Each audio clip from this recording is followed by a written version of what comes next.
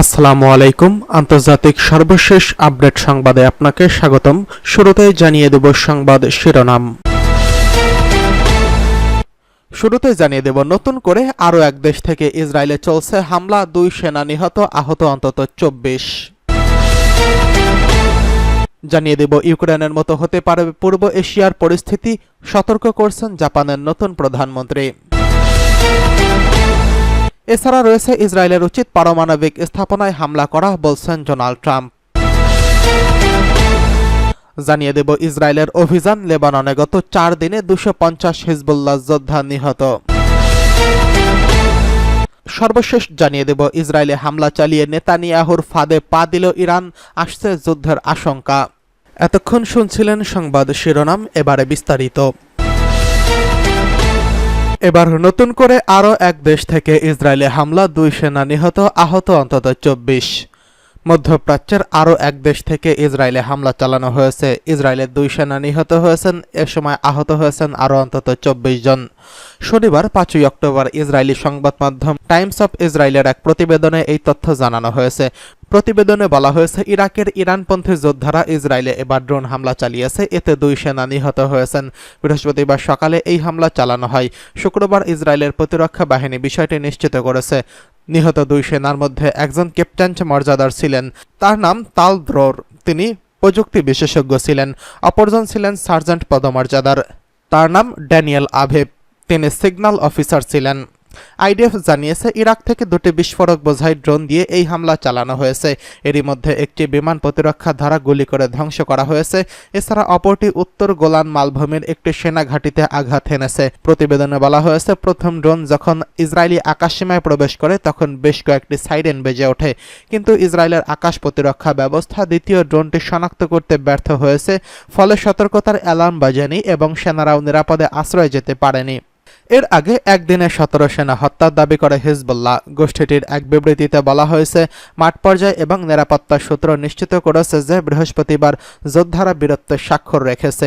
এদিন নিহত ইসরায়েলি কর্মকর্তা এবং সেনার সংখ্যা 17 জনে পৌঁছেছে। হিজবুল্লাহ জানিয়েছে, ইসরায়েলের সীমান্তবর্তী এলাকায় এই সংঘর্ষ হয়েছে।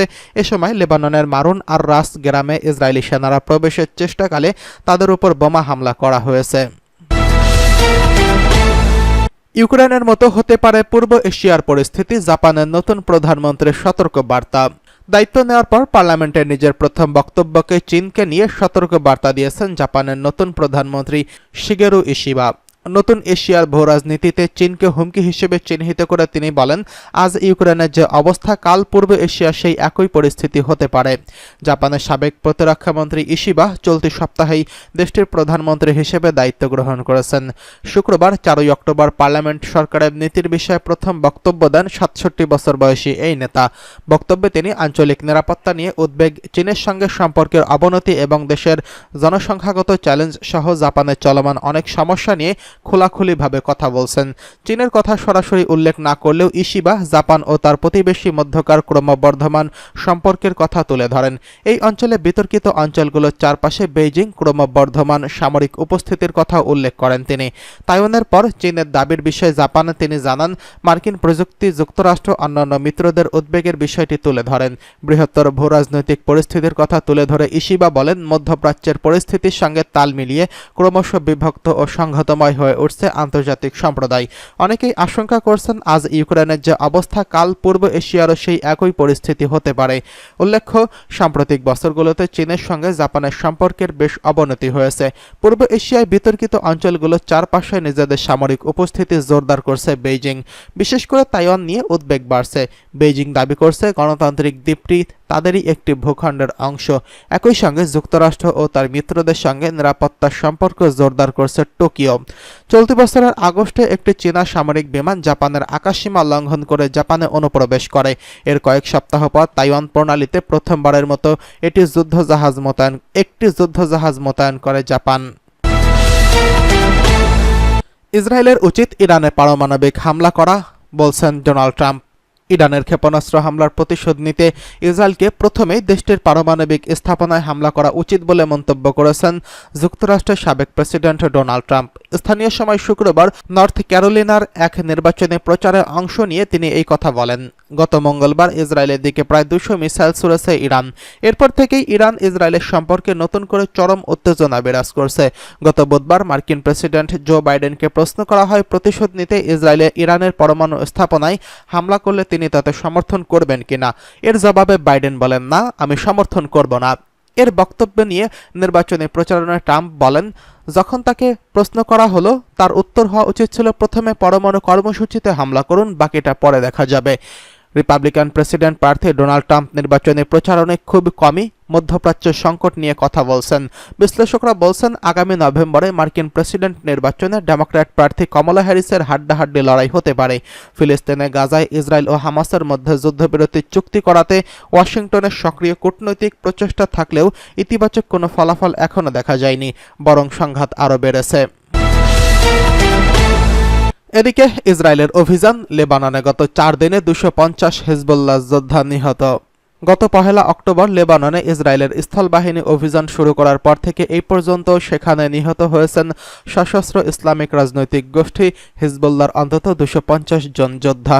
নিহতদের মধ্যে গোষ্ঠীটির বিভিন্ন পর্যায়ের কমান্ডার ছিলেন 21 জন, বাকিরা সবাই সাধারণ যোদ্ধা।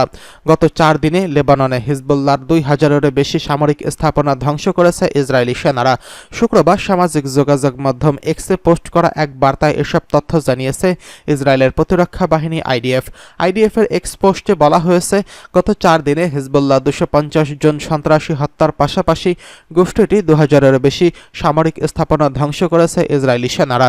নিহতদের মধ্যে 5 জন হিজবুল্লাহর ব্যাটালিয়ন কমান্ডার, 10 জন কোম্পানির কমান্ডার এবং 6 জন প্লাটুন কমান্ডার ছিলেন। অভিযানে স্থল বাহিনীর সহযোগিতা করছেন বিমান বাহিনী। ইরানের সমর্থন এবং মদতপুষ্ট হিজবুল্লাহ বর্তমানে বিশ্বের বৃহত্তম সশস্ত্র রাজনৈতিক গোষ্ঠী। লেবানন ভিত্তিক এই গোষ্ঠীটি প্রতিষ্ঠিত হয় 1985 সালে। প্রতিষ্ঠাকাল থেকে এই গোষ্ঠীটি ইসরায়েলের রাষ্ট্রকে ধ্বংস করার জন্য প্রতিশ্রুতিবদ্ধ। ইসরায়েলের উত্তরাঞ্চলীয় সীমান্তের উপর থেকেই ওপারে লেবাননের দক্ষিণাঞ্চল। এই অঞ্চলটি হিজবুল্লাহর প্রধান ঘাঁটি এবং গোষ্ঠীটির অধিকাংশ সামরিক স্থাপনার অবস্থান এই অঞ্চলে। গত 7 অক্টোবর গাজা উপত্যকার নিয়ন্ত্রণকারী গোষ্ঠী হামাসের সঙ্গে ইসরায়েলের যুদ্ধ শুরুর পর থেকে হামাসের প্রতি সংহতি জানিয়ে ইসরায়েলের উত্তরাঞ্চলীয় বিভিন্ন স্থাপনা লক্ষ্য করে রকেট ও ক্ষেপণাস্ত্র ছোড়া শুরু করে হিজবুল্লাহ। পাল্টা জবাব দেওয়া শুরু করে ইসরায়েলও। গত 1 বছরে উভয় পক্ষের সংঘর্ষে লেবাননে প্রাণ হারিয়েছেন 2000-এরও বেশি মানুষ। এই নিহতদের মধ্যে নারী ও শিশুর সংখ্যা রয়েছে 5 শতাধিক। এদিকে এবার ইসরায়েলে হামলা চালিয়ে নেতানিয়াহুর ফাঁদে পা দিল ইরান। শেষ পর্যন্ত ইসরায়েলের প্রধানমন্ত্রী বেঞ্জামিন নেতানিয়াহুর ফাঁদেই পা দিল ইরান। গত 2 মাস আগে থেকে ইসরায়েলে হামলার হুমকি দিয়ে আসছিল তেহরান, কিন্তু ইসরায়েলকে কিছুই করেনি দেশটি। উল্টো ইরানের নিরাপত্তার সুযোগ লেবাননে প্রতিরোধ যোদ্ধাদের প্রধান হাসান নাসরুল্লাহকে হত্যা করে ইসরায়েল। এবার আর চুপ করে বসে থাকতে পারেনি ইরানের সর্বোচ্চ নেতা আয়াতুল্লাহ আলী খামেনি। গেল এপ্রিলে 1 অক্টোবর কয়েক মাসের ব্যবধানে দ্বিতীয়বারের মতো ইরানের মাটি থেকে ইসরায়েলে হামলা চালানো হয়। মঙ্গলবারের এই হামলায় প্রায় 200 ক্ষেপণাস্ত্র ছুড়েছে ইরান। বলা হচ্ছে বেশ সাফল্যই পেয়েছে দেশটি, কিন্তু ইসরায়েল আগে থেকেই এমন হামলার জন্য প্রস্তুত ছিল। বলা হয় এই হামলা ইসরায়েলের জন্য বেপরোয়া হয়ে উঠেছে। প্রথমে যোগাযোগ ডিভাইস বিস্ফোরণ ঘটিয়ে লেবাননকে অস্থির করে তোলে ইসরায়েল। তারপর লেবাননের প্রতিরোধ যোদ্ধাদের সদর দপ্তর লক্ষ্য করে হামলা চালানো হয়। বৈরুতের দক্ষিণাঞ্চলীয় শহরতলির এলাকায় একটি আবাসিক ভবনের নিচে আন্ডারগ্রাউন্ডে ছিল ওই সদর দপ্তর। সেখানে বাংকার ব্লাস্টার বোমা ফেলে গুড়িয়ে দেওয়া হয়। নিহত হয় লেবাননের প্রতিরোধ যোদ্ধাদের প্রধান হাসান নাসরুল্লাহ। অল্পের জন্য বেঁচে যান গ্রুপটির শীর্ষ কয়েকজন নেতা। এরপর পাল্টা জবাবে ইসরায়েলে হামলা করে বসে ইরান। হামলা করা হয় লেবানন, ইরাক এবং ইয়েমেন থেকেও। চতুর্দিক থেকে হামলা চালানো বেশ ভালোভাবে সামাল দিয়েছে ইসরায়েল, কিন্তু এই অঞ্চলে সংঘাত ছড়িয়ে পড়ার পরিস্থিতির সৃষ্টি হয়েছে।